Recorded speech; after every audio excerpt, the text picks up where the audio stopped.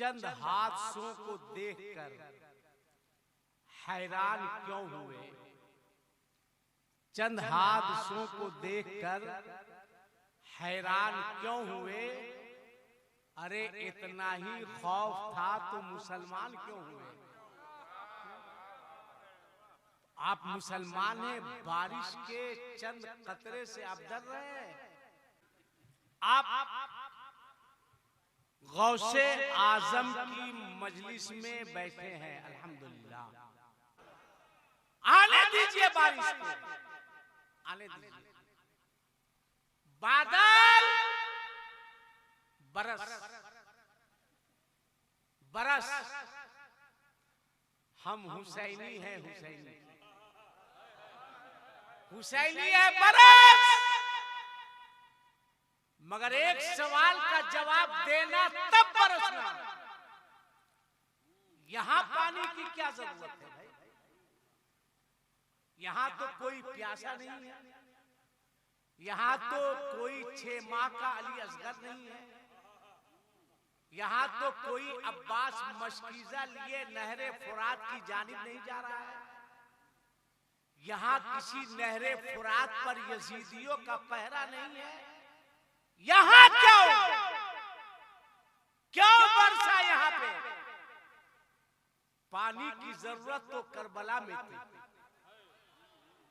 बरसना तो तुझे वहां चाहिए, मगर पहरोडी में क्यों? तो बादल जवाब देगा, सुनो, मेरा मकसद है इम्तिहान लेना।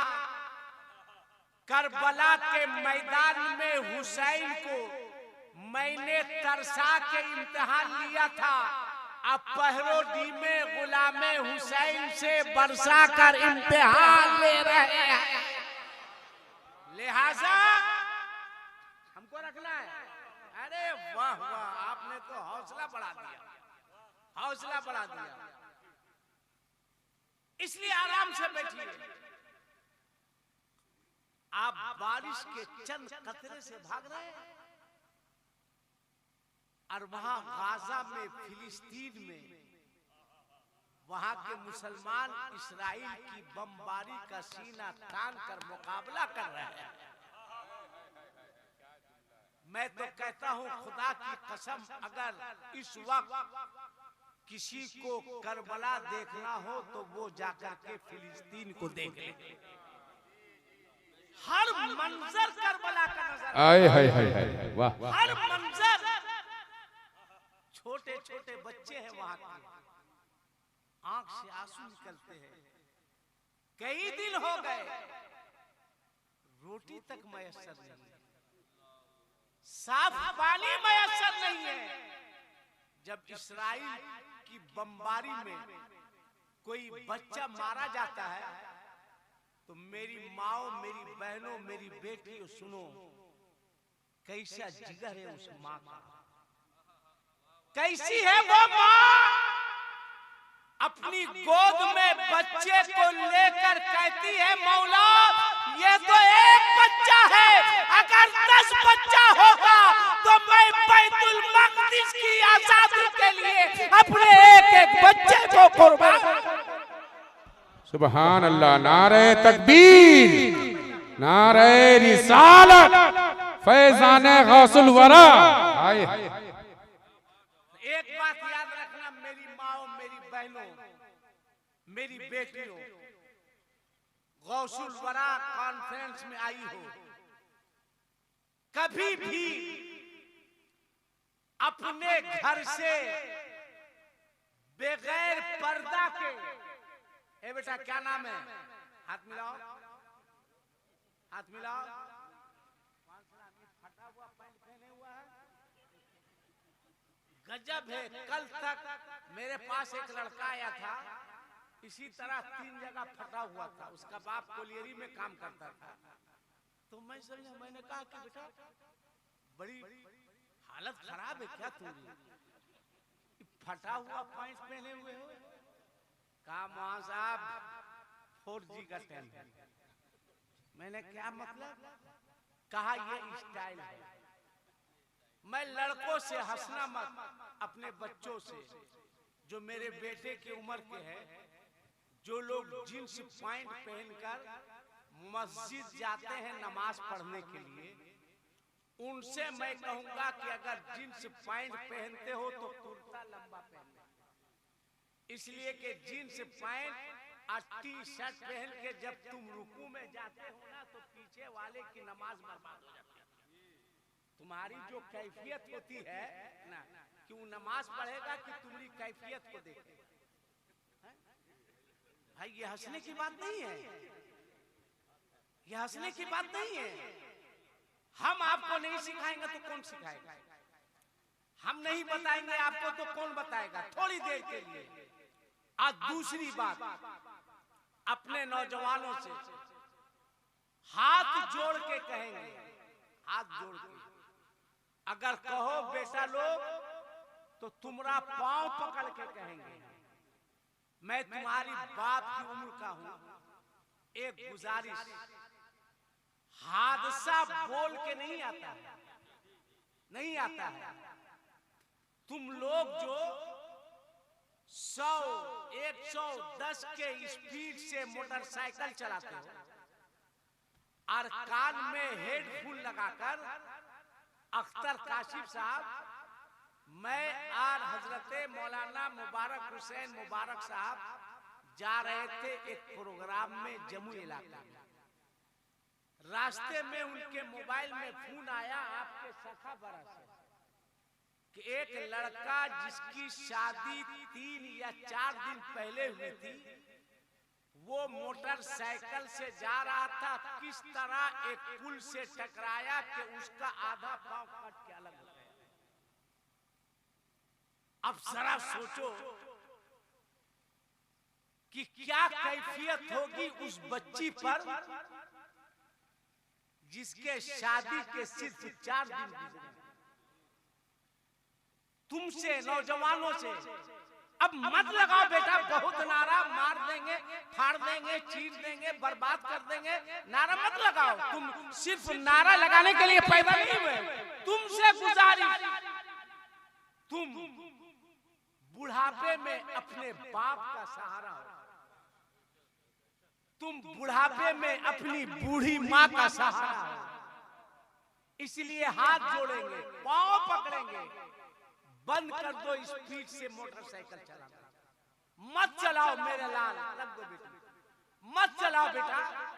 60 के हिसाब से, 70 के हिसाब से, जहां 2 घंटे में जाना है तुमको 2.5 घंटे में जाना है। और एक बात आज लिख लो, एक बात आज, एक बुजुर्ग तकरीबन अल्लामा बाकी बिल्ला अली रहमा का एक कौल है, गौर से सुनो। इसमें बहुत सारे लोग ऐसे होंगे जो ड्राइवर भी होंगे, है ना भाई, गाड़ी भी चलाते होंगे या दिन रात सफर करते हो। अल्लामा बाकी बिल्ला ने लिखा है, जब घर से सफर का इरादा हो तो घर से बाहर निकलो और अपने आंगन में आ जाओ। मान लो ये आंगन है, खुली हुई जगह, शहादत की उंगली से, किस उंगली से, जोर से बोलो ना, किस उंगली से? शहादत की उंगली से। आज तकरीर मैं नहीं, आपसे मैं बात कर रहा हूँ, शहादत की उंगली से आंगन में खड़े होकर लिखना, हवा में, दीवार पे नहीं, किसी जगह नहीं, कलम से नहीं, उंगली से हवा में लिखना, ला इलाहा इल्लल्लाह। क्या लिखना है? जोर से बोलो, कलमा भी पढ़ लोगे, ला इलाहा इल्लल्लाह। कहाँ लिखना है? आंगन में, हवा में खड़े होकर। और ये इरादा कर लेना है कि जब हम अपने सफर से घर वापिस होंगे तो उसी जगह खड़े होकर अपनी उंगली से लिखेंगे मुहम्मदुर रसूलुल्लाह। बाकी बिल्ला फरमाते हैं कि जो शख्स ये अमल करके घर से निकलेगा तो इंशाअल्लाह वो सफर के हादसे से महफूज रहेगा। सफर से, हादसे से। आप बहुत अच्छी गाड़ी चला रहे हैं, मैंने देखा, फिर कुछ आगे गए तो देखिए भीड़ लगी हुई है,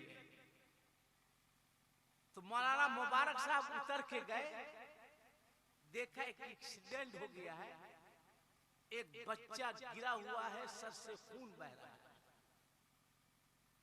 गए देखे, मैंने तहकीक की तो वो बच्चा भी मुसलमान था और अपने दोस्त की बारात में स्पीड से जा रहा था, स्लिप किया, फेंका गया।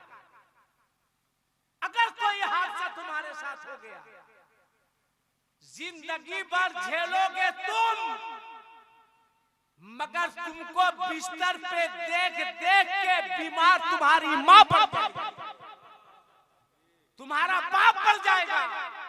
एक बूढ़े बाप से पूछो, बूढ़े बाप से पूछो, ये तुम्हारा बाप, ये जो बूढ़े लोग हैं, अब तो मैं कहता हूं अब अदब कहां, एहतराम कहां ना, अब खत्म होता जा रहा भाई।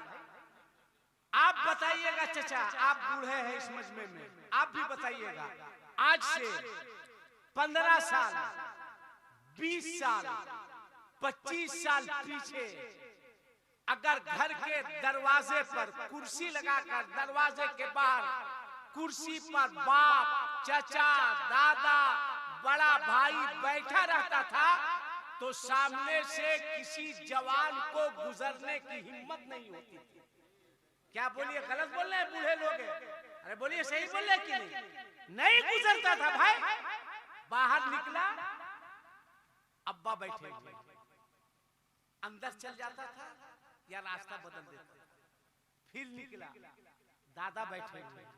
हद तो ये है कि अगर बड़ा भाई भी बैठा रहता था तो अदबन एहतरामन सामने से गुजरने की हिम्मत नहीं होती थी।